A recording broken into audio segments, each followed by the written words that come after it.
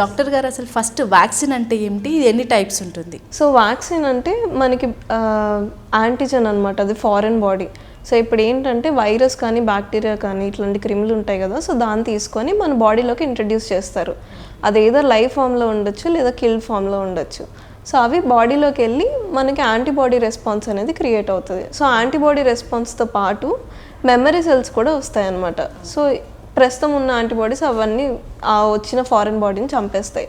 So దాంతోపాటు ఆ memory cells అనేవి మనకి ఫ్యూచర్లో కానీ అదే టైప్ ఆఫ్ వైరస్ కానీ బ్యాక్టీరియా కానీ అటాక్ అయినప్పుడు ఆ మెమరీ సెల్స్ అనేవి వెంటనే యాక్టివేట్ అయ్యి దాన్ని చంపేస్తాయి.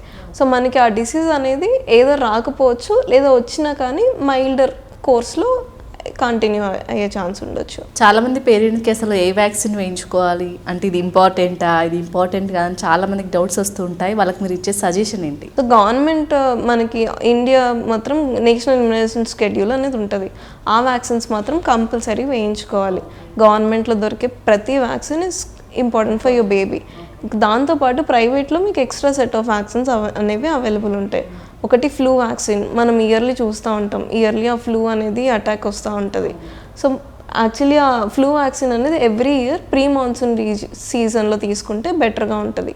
సో మాన్సూన్ టైంలో ఆ ఫ్లూ అటాక్ అనేది ప్రివెంట్ చేసుకోవచ్చు. సో ఇంకా టైఫాయిడ్ వ్యాక్సిన్, ఇంకా కొలెరా అవుట్బ్రేక్ ఉన్నప్పుడు ఓరల్ కొలెరా వ్యాక్సిన్, ఇంకా దాంతోపాటు చికెన్ పాక్స్ వ్యాక్సిన్, ఇంకా hepatitis A vaccine, HPV vaccine, ఇవన్నీ స్పెషల్ వ్యాక్సిన్స్.